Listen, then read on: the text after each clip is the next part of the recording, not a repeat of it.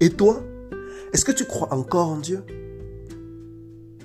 Si je pose cette question, c'est parce que beaucoup de personnes sur le chemin de la foi se sont malheureusement découragées.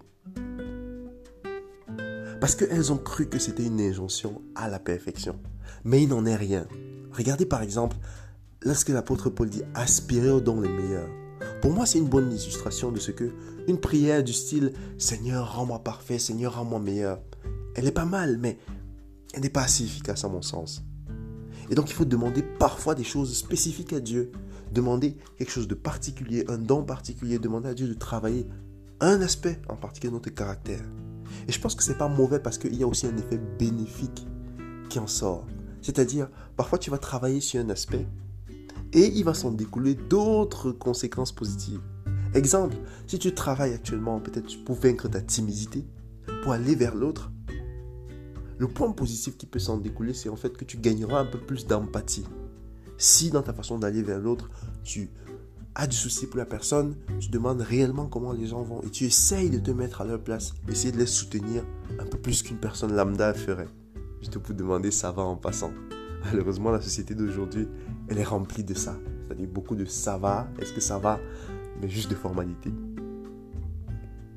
Quelle est donc cette valeur-là qui, moi, me fascine? C'est la valeur de l'intégrité.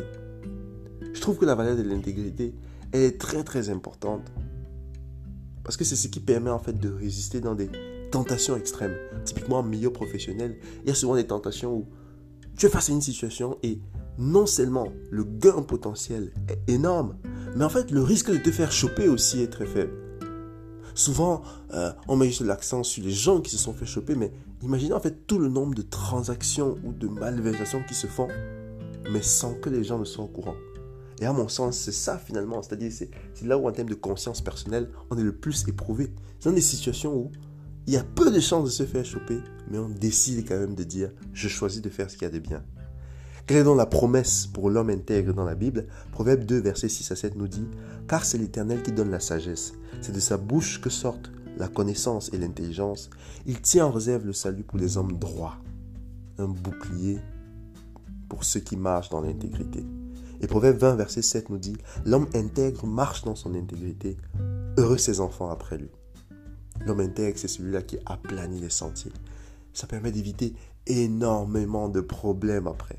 Parce qu'il se sera rassuré que dans toute chose, il a toujours bien fait. Il y a peu de chances qu'on vienne lui poser des représailles, voilà, en raison de son intégrité. Une chose qui est sûre, c'est qu'il sera combattu.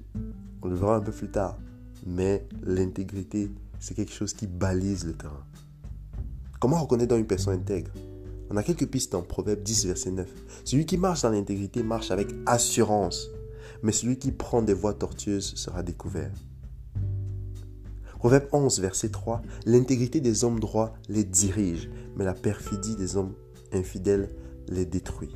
Et Proverbe 28, verset 18. Celui qui marche dans l'intégrité sera sauvé, mais celui qui prend des voies tortueuses tombera à coup sûr. Celui qui intègre a la conscience clean. Et ça, c'est un aspect important, mais qui malheureusement n'est pas toujours visible. Et c'est ça qui nous pousse des fois à un peu envier les autres en regardant juste l'aspect matériel de la vie. Mais pourquoi est-ce qu'il ne faut pas envier les autres? Voici 2 versets qui nous en parlent. Proverbe 19, verset 1. Mieux vaut le pauvre qui marche dans son intégrité que l'homme faux aux lèvres et insensé. Il ne faut donc pas se fier à ce que les gens disent. Proverbe 28, verset 6. Mieux vaut le pauvre qui marche dans son intégrité que l'homme qui a des voies perverses et qui est riche. Ne pas juste s'en remettre en fait à l'état financier, l'état matériel de quelqu'un. Aller au-delà. Aller vers ce qui guide en fait la personne. Et c'est aussi pour ça qu'il ne faut pas avoir de complaisance entre le bon et le mauvais. Parce que les deux se mélangent. Et il y a une influence. Les deux se mélangent et très souvent, c'est le mauvais qui réussit en fait à influencer le bon. Souvent, on se croit très très fort en disant, en acceptant de côtoyer des gens mauvais. Et en pensant qu'on va facilement les changer. Alors, peut-être, il y a des moments où il y a sûrement une action de Dieu qui nous aide dans ça. Mais en fait, il ne faut pas chercher à consciemment délibérément aller dans des endroits mauvais. Le risque, il est très très grand.